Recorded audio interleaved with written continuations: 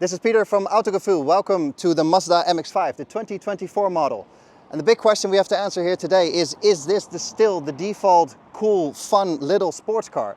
Because this car weighs just over 1,100 kilos, and that is something pretty unique in the market, especially at this price point. This car starts at 33,000 euros. But the big news is here. Headlights are now full LED with LED daytime running lights. So it now has a very nice and modern nighttime running. It's very nice, it's a good update.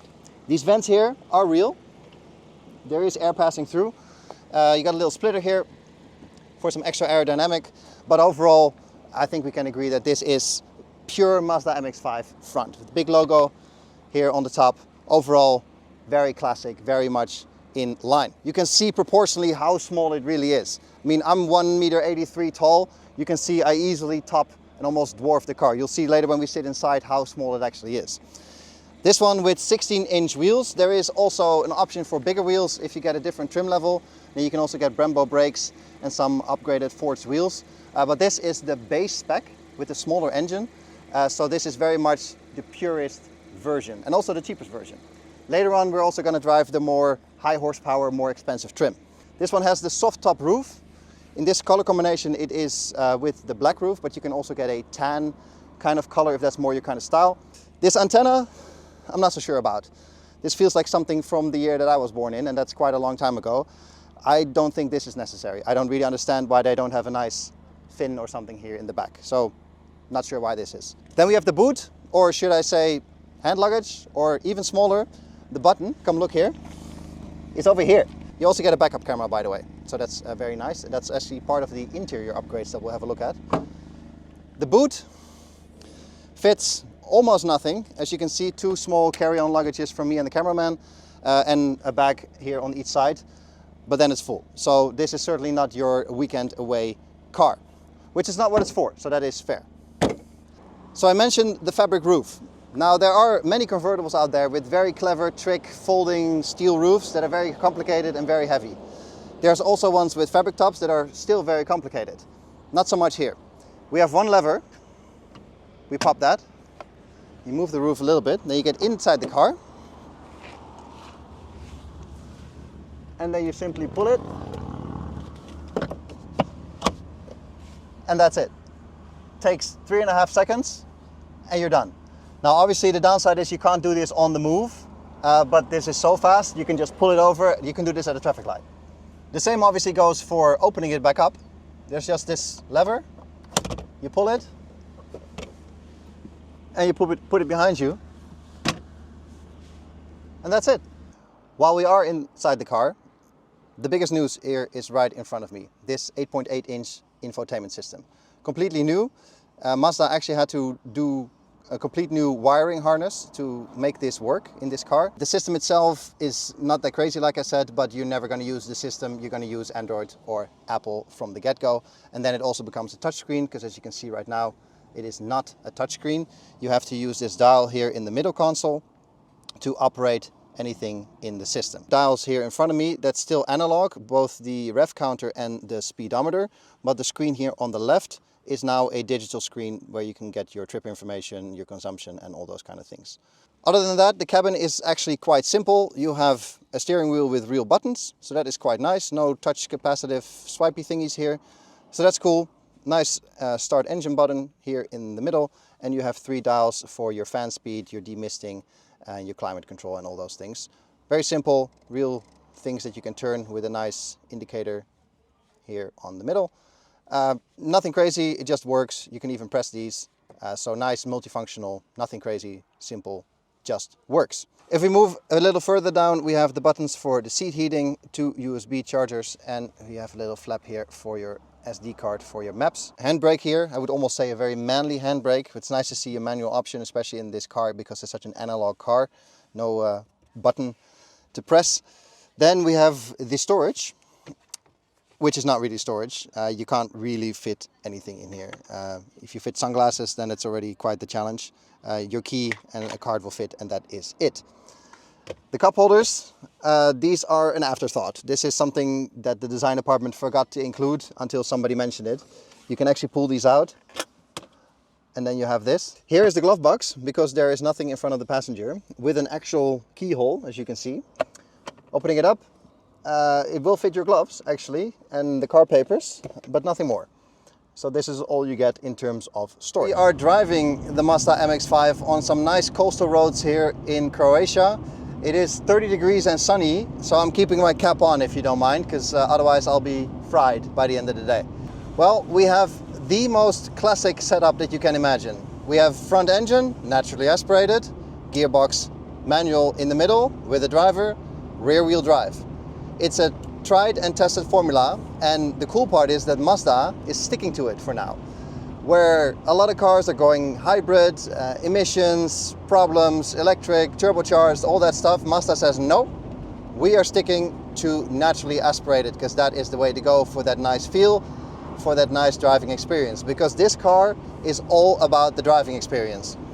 You can already tell when you have a look at the spec sheet that this is not going to be the fastest car in the world. It's not going to be the most crazy acceleration. It's not going to be about lap times and all that stuff.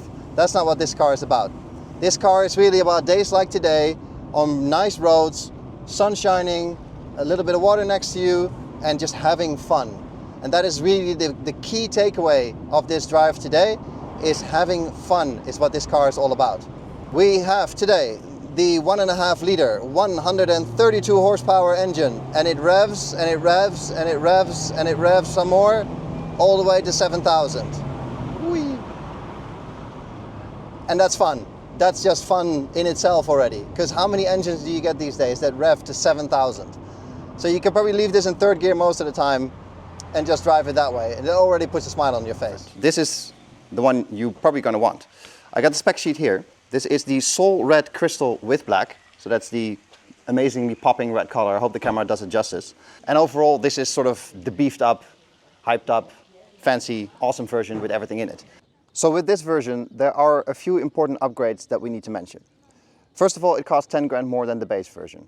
For that, you get the bigger engine, you get the 2 liter version with about 50 more horsepower. So it's 184 horsepower in this one.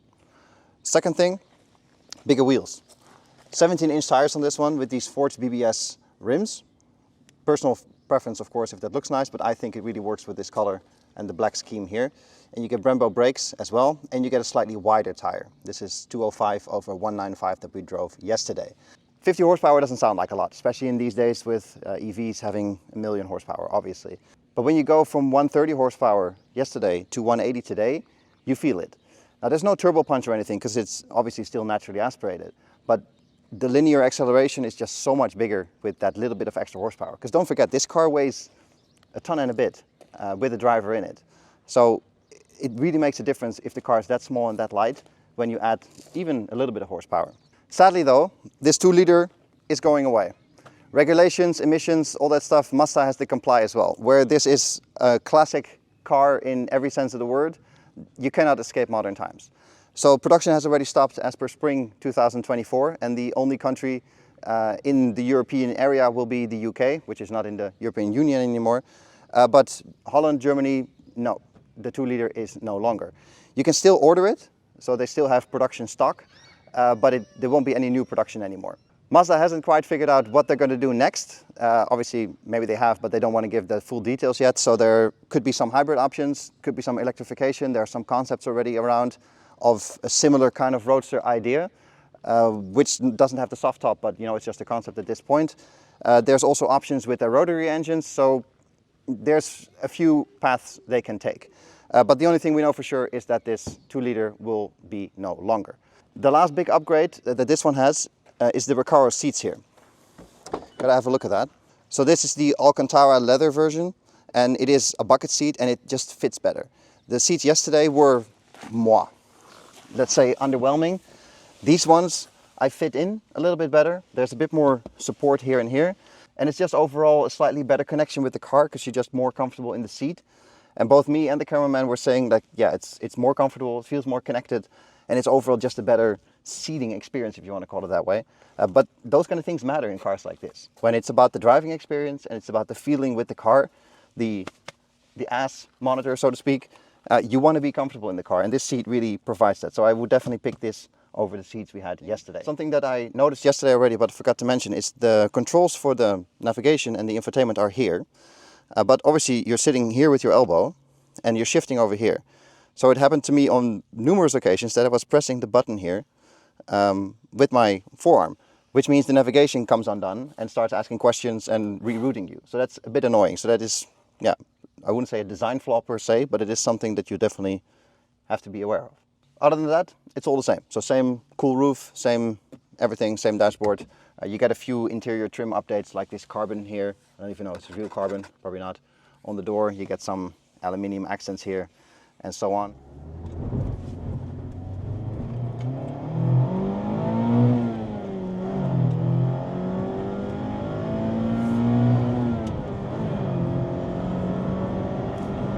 Is the 2-liter worth it? It probably is. So this all sounds and looks very dramatic, but we're doing 120. Which I said yesterday as well, that's the party piece of this car. You're going so much less fast than the experience makes you believe you are. This is just a little pull from standstill, and it's all vibrating, it's sounding, it's emotions, feelings through your bum, through your hands, through the steering wheel. So you're noticing we're driving with the roof up. The weather has turned a little bit. It's not as sunny as it is yesterday. So it's actually a good test also to test things like insulation and so on. It's exactly what you expect. You know, this is a small lightweight car with a small lightweight fabric top. So you're gonna hear, feel wind, rain, countryside around you. A little bit less obviously than when the top is down, but still it's not by any means highly insulated or anything, nor does it need to be. The horsepower makes a big difference. Where yesterday I thought 130 was all you really need for the smile factor, having 50 horsepower more here effectively, it does make a big difference. With such a small amount of horsepower, stepping this far up might not sound like a lot, but it is quite a lot. It's basically half more power, so it makes a difference. And again, when you pull out of these corners all the way to 7,000 RPM, stand on the Brembo brakes a bit, it's all very dramatic, it's all very engaging, and it's all very, you have to manhandle this car a little bit.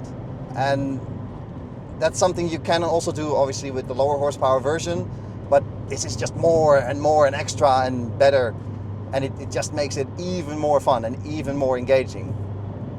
And it's just that little bit of pickup. The car yesterday had 150 Newton meters of torque, which is a very small amount of Newton meters of torque in combination with that relatively small horsepower. It's, again, having that much more here, it adds to the whole experience. Throw this car in the corner, get the back end working a little bit with that differential.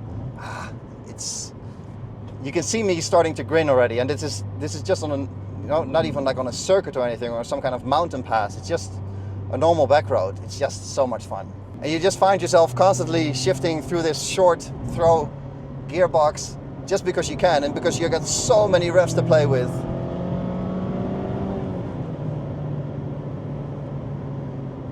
You could just go back gears all the time, and when I started driving yesterday, I already found myself usually 1 or 2 gears too high. And then you look at the rev counter and you're only doing 3,000 RPM and you're like, I can go back even more. It all adds to the whole experience. It sounds much better too. I don't know how well you can hear it, but the exhaust note yesterday was a bit strained. This just sounds much beefier, which it is, obviously. Testing the small engine and the big engine pretty much back to back. Can we say it's worth it? Is it worth the upgrade? 10 grand does not sound like a lot of money in these days, because if you spec an Audi, that's basically the mirrors and a parking camera. But 10,000 euros when the car starts at 33 is quite a chunk of change. That's 30% extra. Yesterday, I would have told you it's not worth it. The smile factor on this one with the small engine is already so big, you don't really need anything more. But in all honesty, having driven the 2 liters today with a few extra toys, bigger brakes, more tire, and that big engine with 184 horsepower, it's just that little bit extra that really puts it out there, that really makes you grin the entire time you're driving. In this fantastic red color, as the rain is starting to come down, I think it looks stunning with the black wheels. I think this is the whole package. I think this is, in the end, what you want. If you can afford it, this is the way to go. But I think still for 33,000 euros, you have one hell of a sports car.